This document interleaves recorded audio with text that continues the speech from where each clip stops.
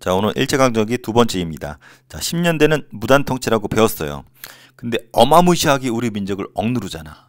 선생님이 칼 차고 다니다가 엎드리면 빠가야로 막 찍어버리잖아. 그러니까 그 정도는 안 되니까 우리 민족이 이건 아니다 싶어서 3.1운동이 아이고 1919년에 터집니다. 일본은 깜짝 놀랐어. 우리 민족이 다 들고 일어나니까. 그래서 통치 방식을 바꾼 것이 문화통치입니다. 20년대. 그래서 오늘은 20년대 문화통치. 어감이 되게 좋죠. 문화적으로 통치해주겠다. 하지만 아주 간략한 아주 나쁜 의도가 있는 나쁜 거였어요. 그래서 문화정치, 문화통치라고 합니다. 20년대 정치라는 거 꼭 기억해주고, 배경은 한마디로 3.1운동 때문이에요. 3.1운동을 계기로 일제가 무단통치는 안 되겠다. 한계를 느낀 거죠. 한국인이 반발하고, 또 무엇보다 국제 여론이 안 좋았어. 야, 일본 애들 조선을 저렇게 했단 말이야? 조선 애들 행복하게 해준다고 그랬는데 구라였구만 일본 새끼들. 이런 분위기가 일본이 좀 부담스러웠나 봐. 그래서 발표를 합니다. 일제가 한국인의 문화랑 관습을 존중한다. 그래서 문화통치, 그리고 문화적으로 통치해주겠다 라고 구라를 칩니다. 일정 부분은 부드러워지지만 속으로는 아주 그냥 꼼꼼하게 더 괴롭혔었어. 보세요 한번. 총독. 문관 총독을 임명해 주겠대. 이 문관의 반대말 우리 1학기 때 배웠잖아. 무관. 무관이 뭐예요? 칼이나 총을 든 군인들을 무관이라 그러죠. 문관은 펜을 든 일반 관리들, 책상에서 일하는 머리 쓰는 애들, 이런 애들 문관인데, 그러니까 칼찬 군인이 아니라 일반인 공무원을 문관을 총독으로 임명해달라. 뭐 이렇게 해주겠다 했어 지들이.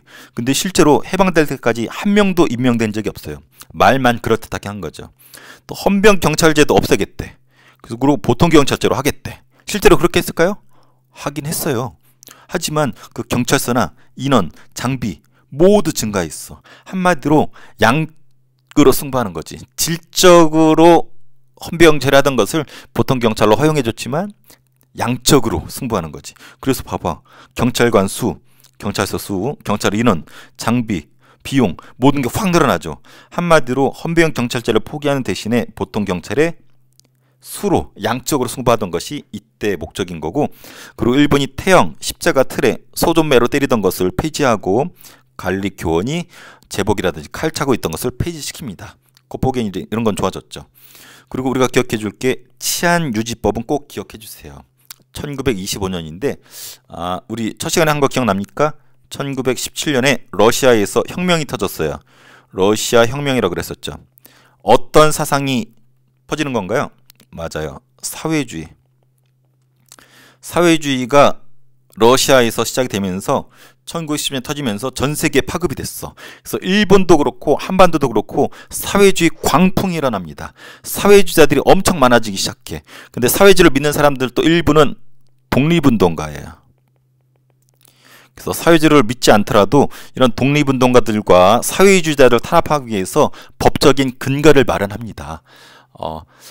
법의 근거가 있어야지 그거에 근거에 의해서 무리하더라도 때려잡을 수 있잖아. 그래서 그 당시 때 20년대에 많아지는 사회주의자랑 독립운동가를 탄압하기 위해서 일본이 만든 법, 치안유지법. 그래서 1925년부터 우리나라가 망할 때까지 일본이 우리 독립운동가 많이 잡아들이죠. 사회주의자 많이 잡아들이죠. 다 뭘로 처벌하냐면 치안유지법에 의해서 처벌을 합니다. 그래서 치안유지법은 아주 중요해요. 그래서 제도 부분에서 치안유지법으로 독립운동가랑 사회주의자들 탄압했다는 거 꼭 기억해줘야 됩니다. 자, 그 다음에 기본적인 자유의 일부를 허용해줍니다. 언론, 신문사 만들게 해줬고, 출판, 책 편하게 해줬고, 집회, 모이게 해줬고, 결사, 어떤 조직을 만드는 것을 일부 허용해줍니다. 그래서 조선일보, 동아일보가 이때 만들어져요. 지금도 있잖아. 그래서 20년 4월 달에 신문이 만들어지는데, 혹시 옆에 핸드폰 있으면 조선일보 창간인을 써보세요. 챗GPT한테 물어보면 20년 4월이가 돼 있을 거예요. 우리나라에서 가장 오래됐고 100년이 넘었네요. 105년 정도 됐네. 신문은 허용해줬지만 얘네들이 심각하게 검열합니다. 사전에 검토하고 내보내. 마음에 안 들면은 기사를 지워버리거나 그 신문사를 잠깐 멈추거나 아예 없애버렸어. 이게 그 당시 신문인데 공백이 많이 있죠? 마음에 들지 않은 부분 다 잘라버린 거야. 이런 식으로 하고 마음에 안 들면은 멈추거나 아예 없애버렸어. 그래서 조선일보, 동아일보가 1940년인가 그때 사라져요.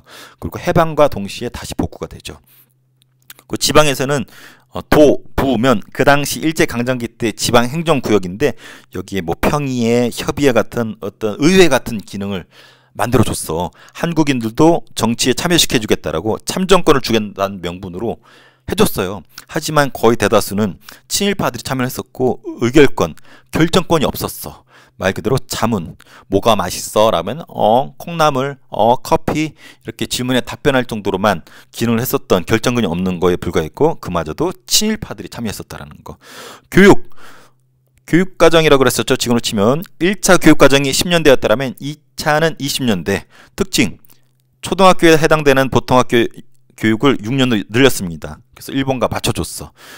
그리고 학교도 많이 만들어줬고 대학 설립도 가능하게 해주겠다라고 약속을 했습니다. 하지만 여전히 학교 수가 부족했고 한국인의 취학률, 학교에 등교 들어가는 그 비중이 많지 않았어. 왜냐면 먹고 살기 바쁘기 때문에 학교에 갈 수가 없었어. 그리고 대학을 만들 수가 있어서 우리가 대학을 만들려고 노력을 했었거든요. 근데 일본이 방해합니다. 야, 조선인 니들이 무슨 대학이야. 정 만들고 싶으면 너네 힘드니까 우리가 만들어줄게 해서 일본이 대신 만들어줍니다. 경성제국대학. 일본 본토에 제국대학교로가 있었는데 그 분점으로 우리 서울, 옛날에 경성이라고 불렀잖아요. 경성제국대학이라는 걸 만들어줍니다. 이 경성제국대학이 만들어졌는데 그나마 한국에 있는 일본인들이 입학을 했고 극소수의 한국인이 입학하고 또 그중 일부는 또 친일파. 실질적으로 한국인들은 많은 대학을 갈 수가 없었어요. 근데 이 경성제국대학이 지금도 있어요. 지금의 서울대학교 있죠. 우리 누구나 다 가고 싶어하는 서울대학교.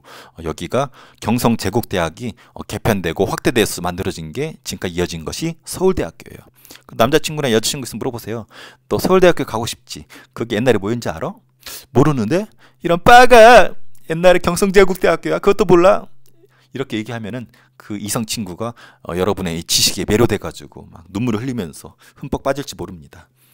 자, 그 당시 때 취학률이에요. 초등학교는 그래도 일본하고 차이가 덜한데 올라갈수록 대학은 아예 없죠. 거의 일본 애들이 독차지했다라는 거. 자, 그래서 보니까 어때요? 겉보기에는 우리 민족을 위하는 것 같고 하지만 실제로는 뒤에서 호박식가는 악랄하게 우리를 통치하고 있었죠. 간섭을 하거나. 그래서 문화정치의 본질을 물어보면은 은폐, 감추는 거야. 그리고 친일파를 양성하는 게 하나의 목적이었습니다. 여러 부분에서 아까 친일파가 나올 수 있는 구조들이 있었죠. 또 돈 많은 지주, 자본가, 지식인들을 적극 포섭합니다. 실제로 이게 먹힙니다. 우리나라 상당수 친일파가 언제부터 나오냐면 20년대 문화정치기 때부터 나옵니다. 더 안타까운 것은 독립운동했던 사람들조차도 친일파로 많이 돌아서고 어떤 사람은 아예 적극적인 친일까지 하게 됐죠. 안타깝습니다. 그래서 이 문화정치를 계기로 우리 민족을 분열을 꾀하는 일본의 지배체제 강화 목적이 문화정치의 본질이었었다라는 거. 우리 민족을 이간질시키고 분열시키고 친일파 양성하는 게 목적이었었다라는 거. 자, 경제적으로 볼게요. 정치적으로는 문화통치였지만 경제적으로는 산미 증식 계획을 실시합니다. 이 미가 쌀미자예요. 산은 뭐겠어요? 생산하다, 플러스 시키다. 쌀 생산을 증식, 플러스 시켜서 가져가겠다 이거야. 그래서 여기에 산이 생산이라고 보면 되겠죠. 생산. 그래서 쌀 생산을 플러스 시켜서 일본으로 가져가겠다. 일본이 쌀이 부족했거든. 왜 쌀이 부족한지 알아요? 한마디로 우리나라에서 쌀을 플러스 시켜서 플러스만큼 가져가겠다. 일본이 쌀이 부족했거든. 왜? 일본이 공업화가 진전이 돼요. 일본이 산업화, 공업화가 되면서 사람들이 농사 안 짓고 공장에 가서 취업하는 게 더 유리하거든. 그러니까 다 도시로 가면서 쌀 농사 짓는 사람이 없어. 쌀이 부족해. 그럼 어떡해? 야, 식민지 한반도에서 쌀을 키워서 그 플러스 된 만큼 가져가자 했던 사업이 산미 증식 계획이에요. 그래서 쌀이 부족해. 우리도 이때가 있었어요. 박정희 시대 때 우리나라 60년대였나요? 박정희 대통령 때인데 그때 막 산업화 우리도 진행되잖아. 그래서 도시로 다 갔단 말이야. 그러니까 쌀이 부족해지니까 박정희 대통령이 쌀 마음대로 못 먹게 했어. 쌀국수, 뭐 쌀로 술 만드는 것도 금지시켰고 심지어는 학교에 도시락 싸올 때 쌀밥 가져오면 혼내키고 그랬었어요. 그런 시기가 일본은 요 20년대라는 거지. 시기를 봐봐. 20년대 주로 실시되었죠. 그래서 산미 증식 계획하면 20년대. 그래서 정치적으로는 문화정치, 경제적으로는 산미 증식 계획. 오늘은 다 20년대 하고 있는 거예요. 그래서 쌀 증산을 위해서 여러 가지 노력을 해요. 이 증산된 만큼 가져가는 거니까. 그래서 토지를 가꾸거나 품종, 쌀 많이 열리는 거로 바꾸거나 비료 사용하거나 수리시설, 저수지 같은 거 확충하거나 저수지를 위해서 조합, 농민들의 어떤 모임을 만들거나 여러 가지 방식을 통해서 증산을 위해서 노력을 했습니다. 쌀이 플러스 됐을까요? 됐어요. 하지만 플러스 된 만큼만 가져가야 되는데 일본 새끼들이 더 가져가. 계획된 것만큼 다 가져가. 원래 플러스 시키고자 한 만큼이 다 못 채워졌거든. 근데 계획된 만큼 다 가져가게 되면은 그만큼을 조선 사람들 걸 빼앗아 갑니다. 그래서 목표한 쌀 증산량에 도달하는데 실패했음에도 불구하고 쌀 가져가는 것은 계획대로 다 가져갑니다. 그래서 한국인들이 쌀이 부족해지게 돼. 근데 지주들은 좋아. 쌀을 가져가니까 쌀을 헐값에 사가는 거예요. 공짜로 가져가는 건 아니고. 그래서 쌀이 많은 지주들은 헐값이지만 쪽쪽쪽 빨아가니까 돈을 벌겠지. 그래서 얘네들은 친일파가 돼요. 반대로 일반 농민들은 1인당 소비하는 쌀 소비량이 감소합니다. 왜? 일본이 계획된 것만큼 가져가다 보니까 쌀 증산은 덜 됐고 그 나머지 부분만큼은 조선 거를 사람들과 가져갔거든. 그러다 보니까 조선 사람들 뭐 먹고 살아? 그래서 요 위에서 잡곡, 수수, 조, 피 이런 걸 가져다가 먹습니다. 야, 우리가 닭새끼도 아니고 우리가 가축도 아니고 이런 거 먹고 살아야 돼. 참. 그래서 일본 새끼들이 자기들은 쌀 가져가고 우리나라 사람들 잡곡 먹였어. 자, 그래서 농민들 어렵습니다. 아까 쌀을 증산하려고 노력들 여기 있었죠. 이런 것들을 원래 이거 다 누가 해야 되냐면 지주들한테 부담하게 돼 있거든. 근데 지주들이 갑이라면 을은 누구야? 지주한테 땅을 빌려서 농사짓는 소작인들이 있었죠. 그래서 지들이 내야 될 요거를 소작인들한테 넘깁니다. 야, 소작인 갑돌이 너 이거 증산 비용 네가 내. 싫어? 그럼 너 내년에 소작 너 말고 을돌이 할 때 줄 거야. 꺼지세요. 그러니까 소작이는 울면서 마지못해서 이 전가된 거를 감수해야 돼. 그래서 농민들이 이런 잡다한 것들을 떠안으면서 안 그래도 어려운 잡곡 먹어서 배고픈데 기분마저도 나쁜 농민의 생활이 어려워진다라는 거. 역시 살기 어려운 사람들이 또 어디로 도망가? 우리 토지조사 사업 때 다 어디로 도망갔어요? 여기 만주, 연해주로 도망갔었죠? 똑같아요. 땅을 잃고 쌀을 빼앗기고 먹고 살기 어려우니까 위로 올라갔죠. 그래서 동포사회를 만들고 독립운동의 기반이 됩니다. 자, 그리고 일제가 이제 경제적으로 또 침투해오는 부분이 1차 세계대전 기억납니까? 일본은 미국 측에 섰죠. 연합국제 쳐서 그쪽에 편들어가지고 일본이 승리를 했어. 그래서 일본 경제가 아주 좋아집니다. 이거에 앞서서 요표 하나 볼게요. 쌀 생산량을 보면은 약간 늘었어. 근데 일본에 가져가는 반출량은 더 급속도로 늘었어. 그러다 보면은 1인당 쌀 소비량은 줄어들 수밖에 없겠죠. 그래서 요표 나오면 산미 증식 계획과 관련돼 있고 우리 조선 사람들이 소비량이 줄어들었다라는 거 읽을 수 있어야 되고, 다시 1차 세계대전에서 승리한 일본이 경제가 아주 좋아집니다. 그래서 일본 기업들이 급성장하게 돼요. 그래서 얘네들이 어디로 눈을 돌리냐면 한반도로 빨리 진출하고 싶어. 그래서 장벽을 없앱니다. 앞서 배웠던 회사령과 관세를 폐지해요. 1910년대 같은 경우는 회사령이 있었어. 허가를 받아야지만 회사를 세울 수 있었는데 신고제로 바꿉니다. 한마디로 회사령을 없애버립니다. 신고만 하면 돼. 왜냐면 허가제, 물론 일본 총독이 일본 기업 허가해주겠죠. 근데 귀찮잖아. 그래서 신고만 하면 되도록 빨리빨리 진출할 수 있도록 도와줍니다. 그리고 10년대까지만 해도 유지되었던 관세를 폐지합니다. 관세가 뭐야? 일본의 도요타 자동차가 우리나라 들어와. 그러면 여기다가 세금을 얹어가지고 플러스 알파로 세금 얹어가지고 비싸게 해서 우리나라의 자동차 현대자동차를 지키기 위한 세금을 관세라고 하잖아요. 근데 일본에서 들어오는 상품에 대해서는 관세를 폐지시킵니다. 그러니까 도요타 자동차가 우리나라에 혼다 자동차가 그냥 원가로 들어오는 거야. 사람들이 혼다 자동차 타보니까 졸라 좋거든. 혼다 도요타 하고 막 타고 다닌단 말이에요. 그래서 일본의 회사들이 막 진출합니다. 반대로 우리나라 기업이 타격을 입겠죠. 그래서 이때 기업들이 미쓰비시, 노구치, 지금도 일부 있는 대기업이에요. 이때 들어와서 나중에 일본이 전쟁할 때 군수물자, 비행기나 탱크나 총 만드는 이런 회사들인데 이때 20년대 본격적으로 들어옵니다. 그래서 이 장치 뭐가 폐지됐는지 10년대랑 구별해서 알아둬야 돼요. 10년대는 회사령 있었고 관세 있었는데 1920년대가 되면서 다 사라졌다. 왜? 일본의 기업을 빨리 진출시키고 우리 기업에 타격을 주기 위해. 그리고 신은행령이라 해서 여러 은행들이 있었는데 이거를 묶어버려요. 묶으면서 일본이 케어하기 위해서, 한마디로 우리나라 금융을 케어하기 위해서 신은행령이라는 것도 발표합니다. 이건 별로 중요하진 않지만 이 두 가지는 중요해요. 결과적으로 우리나라 경제가 일본에 묶였고 종속되었고 일본의 기업에 한국인 노동자들이 취업을 하게 됐는데 차별이 쩝니다. 그래서 임금도 작고 그리고 가혹한 노동 시간을 견뎌야 됐죠. 그래서 어마무시하게 우울합니다. 20년대 상황. 자, 관련된 사료를 볼게요. 자, 21년에 발표한 거예요. 청독이 조선 민족에 대해서. 21년이면은 바로 직전에 아이고에 뭐가 있었어요. 3.1운동이 있었죠. 3.1운동 직후에 발표한 거야. 그래서 문화 통치를 이렇게 하겠다 이거야. 친일파를 물색해라. 친일 단체를 만들어라.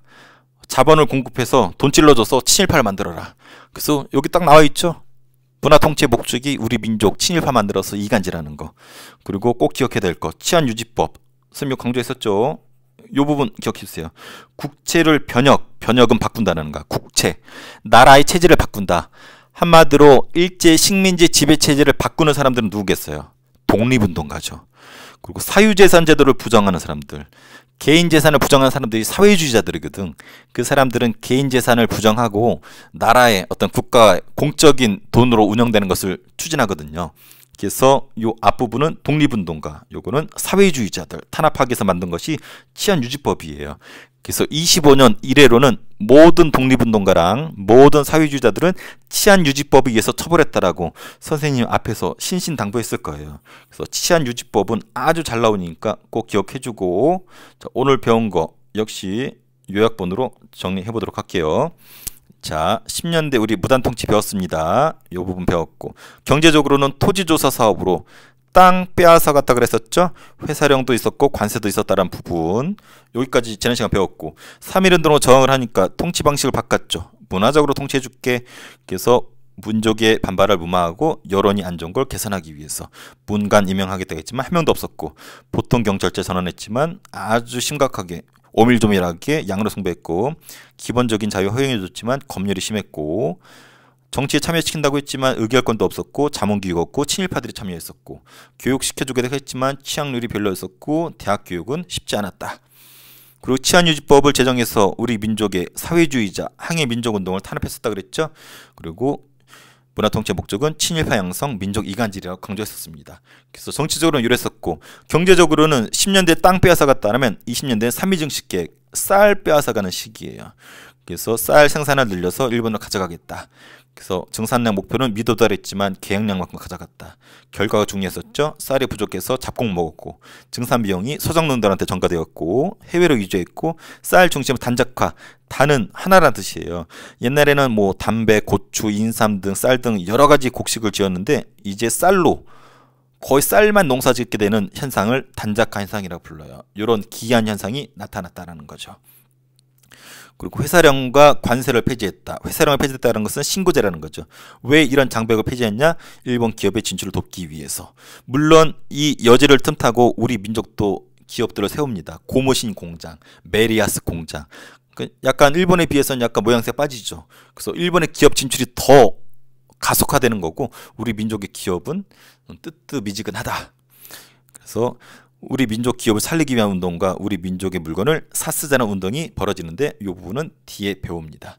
자, 그래서 여기까지 배웠고, 문제를 한번 풀어볼게요. 자, 문화통치기의 조선 총독을 조선이 맡을 수 있었다. 말도 안 되는 소리죠. 조선 동아는 문화통치 때 창간되었다. 1920년 4월. 삼미증식계획은 쌀 소비를 늘리기 위한 거였다. 한국인이 아니라 일본인의 쌀 소비를 늘리는 거였죠. 신은행령은 한국인 자본 보호, 무슨 말도 안 되는 소리예요. 일본은 관세 폐지했다. 그래서 일본 상품을 자유롭게 들여왔다. 맞죠. 그리고 회사령도 폐지했죠. 일제의 3.1운동 이후에 무슨 통치했나요? 네, 문화 통치했죠. 한자로는 이렇게 씁니다. 문화 통치. 25년 연도만 봐도 알 수 있어요. 탄압하기 위해 누굴? 사회주의자랑 독립운동가 탄압해서 만든 법. 아까 뭐였어요? 치안유지법이었었죠. 자, 그리고 은행들 통폐합하면서 간섭했던 거 신은행령 여기 나와 있죠. 그리고 20년에 조선일보랑 동아일보가 창간되었고, 쌀 부족을 보완하기 위해서, 이건 한국인 1인당 소비량을 말하는 거죠. 어디에서? 요 위에 만주에서 들어왔었죠.